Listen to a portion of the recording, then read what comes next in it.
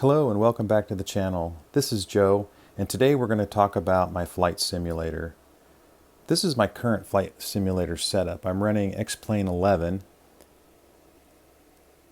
and I'm using it on a modified or hacked I believe it's CHS, yoke and pedals down here.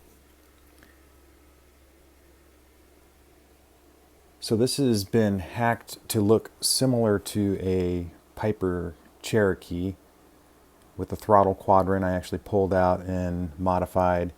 I added some switches, and they are controlled by a keyboard encoder, which allows me to trigger some events in the simulator.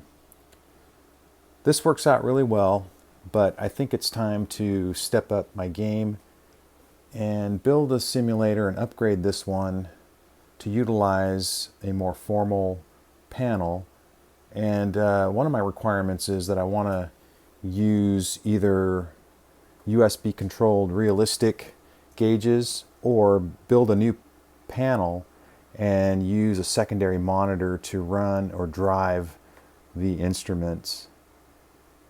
One of my requirements for that would be also that each of these instruments has control knobs, and I want to be able to set up some rotary encoders that will actually trigger the events in the simulator. So that's kind of the goal. The heart of this system that I'm really happy with is an older Elite AP3000 Avionics Panel. It's beautifully crafted and it works really well with XPlane and Microsoft Flight Simulator. It does have some rotary encoders that allow you to modify the DG heading bug and the Colesman window on the altimeter. So, I want to carry that on into the new simulator, and I want to be able to use a more full-sized, actual real-world panel. This panel right here I'm running on just a 32-inch inexpensive Samsung TV as a monitor, and I have a wireless keyboard, so it works really well. But working on instrument procedures, sometimes it is kind of a pain to actually have to come back over here and turn these knobs in order to correct the heading bug, to start the timer and other events like that. So I'm going to go for a little bit more realistic simulator. So I fired up AutoCAD and I began laying out my new panel. So here it is. Now the gauges are going to be driven by a LCD monitor, so that's outlined in red there. I'm going to use one of my old existing monitors I have here, and that will be behind the panel, and I'll have an actual, I think it's probably about a 1/4-inch MDF panel wood face, and in that face I'm going to go ahead and mount rotary encoders. Like here's the airspeed. I'm going to actually have a rotary encoder on that. There's a timer, and I'm actually going to set some momentary switches in there as well.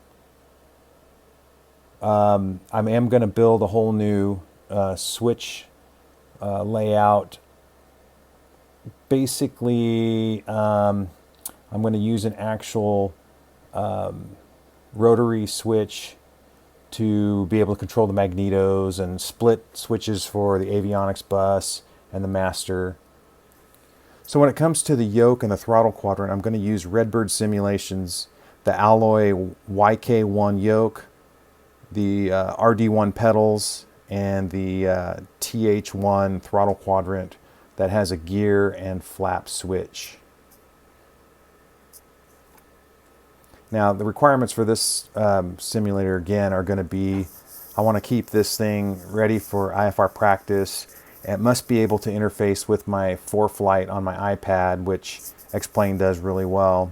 I want it to be as full scale as possible, and I want it to be as most realistic as possible without breaking the bank, but just something DIY that will get me a lot closer to an actual real world simulator. This is the SimPit I plan to build This is from ontheglidescope.net. It's a basement simulator SimPit. It's basically free plans online, and I'm going to use this as the base of my simulator, but I will make a few modifications. I'm planning on using 3 monitors, full-size monitors. The forward-facing one, obviously, and then I'll have 2 monitors that will replicate the side windows of the aircraft. And my panel will go ahead and just fit right on in there. I will have to modify the dimensions on this slightly, but that's the plan for this SimPit. So once again, this video is just to show you kind of what I'm doing. I'm hoping to update the progress on the YouTube channel and kind of keep you abreast of where I'm at in this construction. But again, this is kind of the direction I'm going to go, and I want to be able to really practice a lot of IFR procedures and be able to translate that into the real world. So I'm going to make this as realistic as possible. One other thing I forgot to mention was that right here in the gauge area on the panel, if you can see the red outline of the monitor, okay, that panel will be completely removable. So if I ever decide to move away from these analog gauges, I'll be able to go ahead and just refabricate a new panel piece, and I will set it up for like a Garmin 1000 and go ahead and move rotary encoders and all that. But that's kind of the plan for this system here. I'm going to go ahead and list out in the description some of the other parts I'll be using if you want to follow along.